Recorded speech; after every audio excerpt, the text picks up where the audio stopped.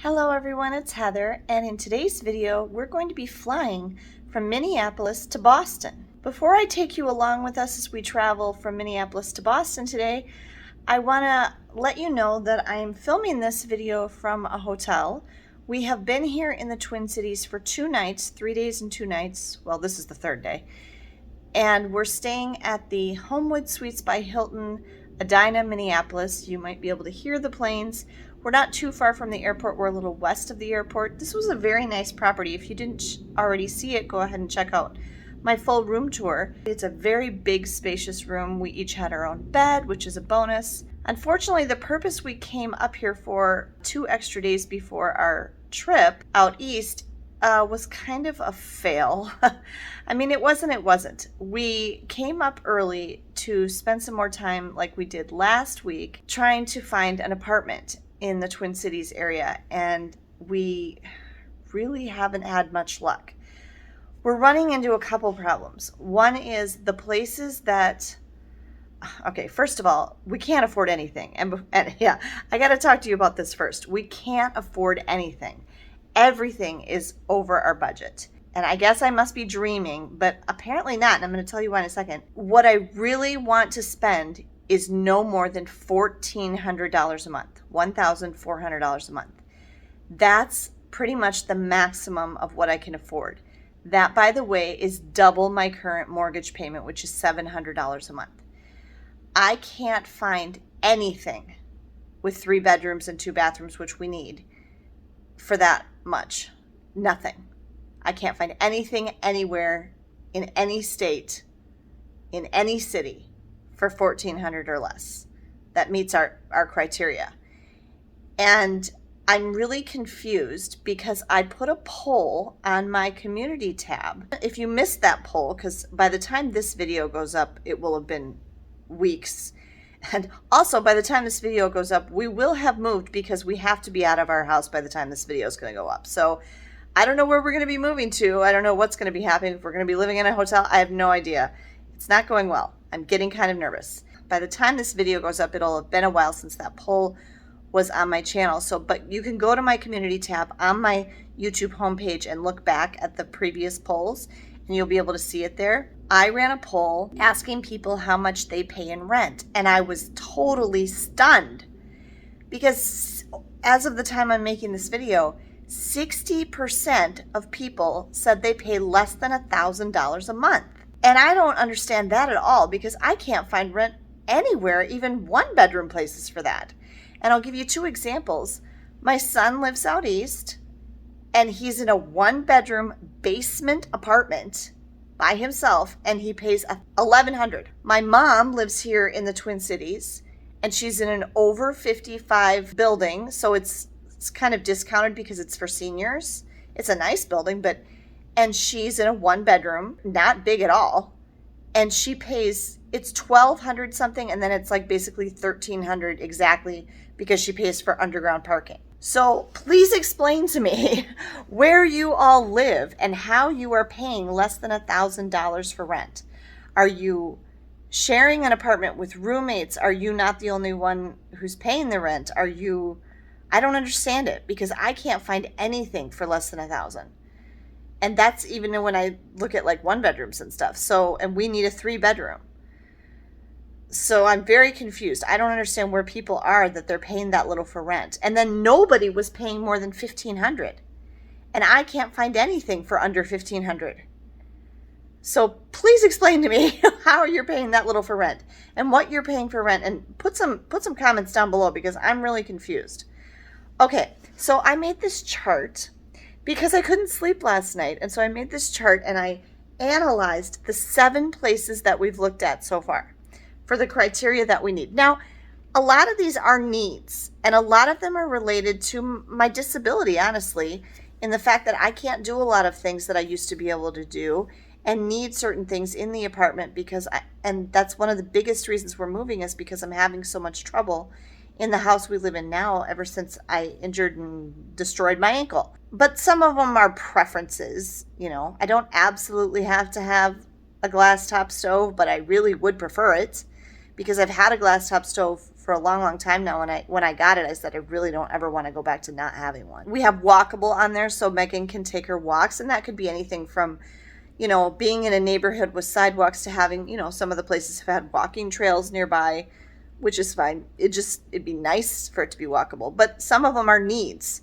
We need it to be clean, and we need it to not, we really do kind of need it not to have stairs. It needs to have 3 bedrooms, and it needs to, you know, we need to be able to afford it and things like that. So when I actually sat down and analyzed it, I was now I understand why I'm feeling so discouraged.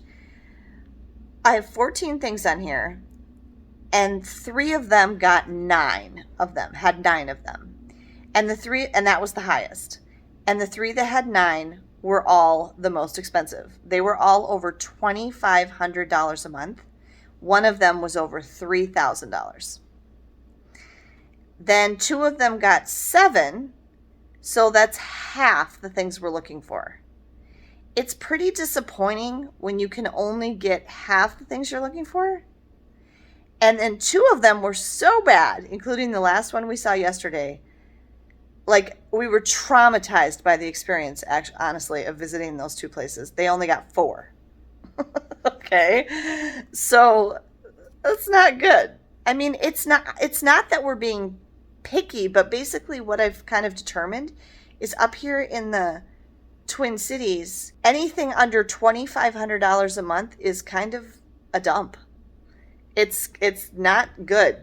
It's not clean. It's not nice. The staff at the place is horrible. There's definite things wrong with it. It's dark. It's yucky. I mean, and we can't afford something that high. So I don't know what we're going to do. So the 2 days that we spent up here were exhausting. It was a lot of driving around. It was very emotionally taxing and stressful. But that's what we did for the last 2 days, and that's why we were up here early staying in this hotel. The next time you see me talk about this, we will have already moved somewhere. And what that may end up being is we may end up having to stay in like a Verbo or something temporarily, although I don't know how we're going to pay for it, so we can actually intensively look around, because as it is, we've been lucky to get in 2 or 3 tours a day, and we just can't afford to keep coming up here. It's 2.5 hours away from where we live now. It's just too much, and I'm spending a fortune on gas. But today we are going to the airport, and we're going to fly to Boston, and then we're going to be renting a car, and we're only having the car for 1 day, 1 night, and I decided that we could manage without a car the rest of the time. And so we're actually going to be using the T, which is in Boston, that includes subways, trams, trolleys, and buses. So I got to figure out about like getting us passes, and we're going to get around on public transportation in Boston for the rest of the time. So I don't know if I'll film any of that, but maybe I'll make a video letting you know like kind of how to use it and stuff like that. So stay tuned, and the rest of this will just be us traveling out there today.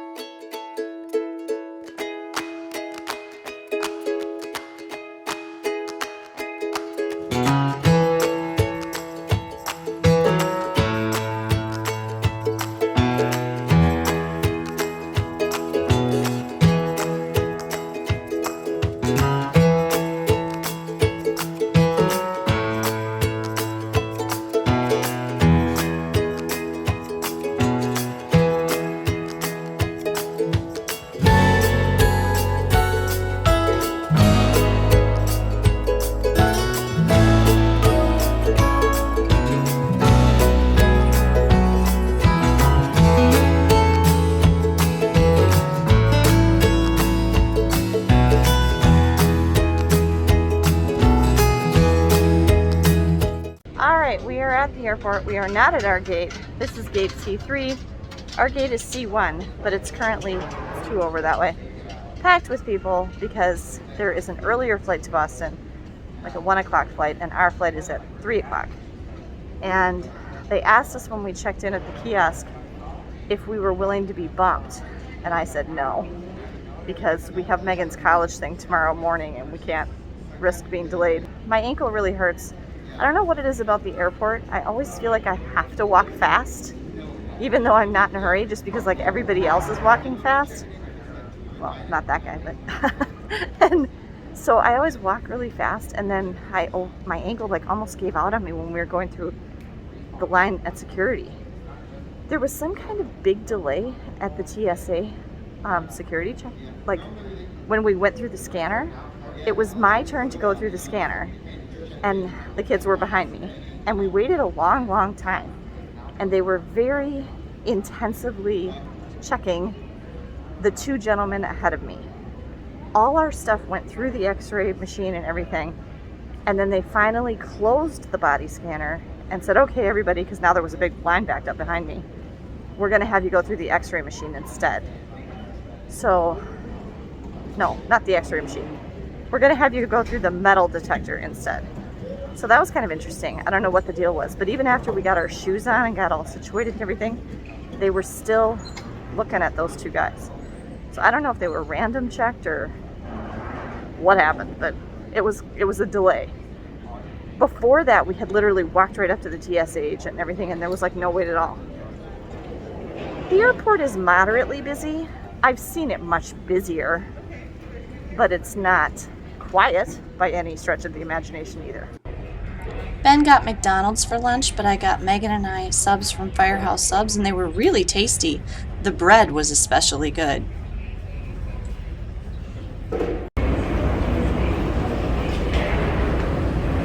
It's about an hour until our flight, and it's snowing. It was snowing a lot harder a little while ago, but it's lightened up now, and it's not sticking to the ground. So I'm sure it'll be fine.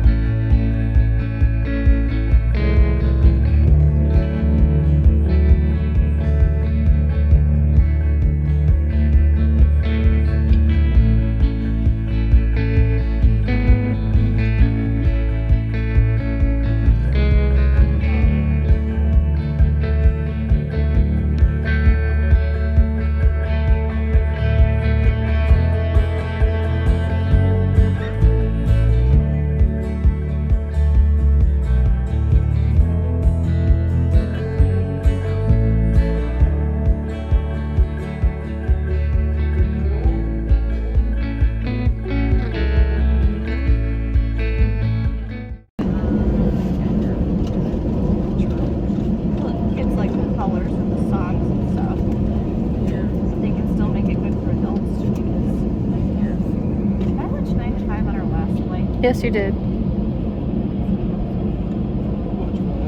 95.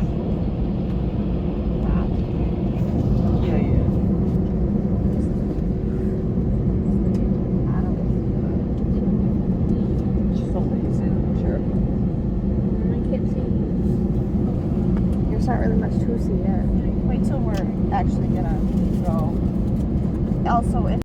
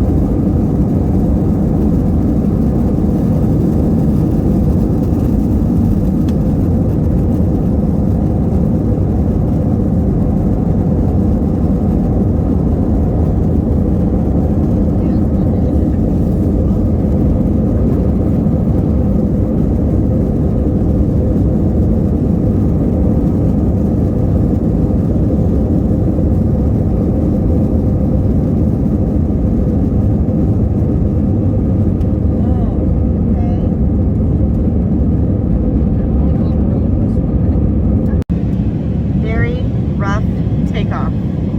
It's very windy. Even when we were still sitting at the gate, the plane was swaying side to side because the wind was hitting it so hard. We're moving all over the place right now. we're still ascending and the turbulence is really bad.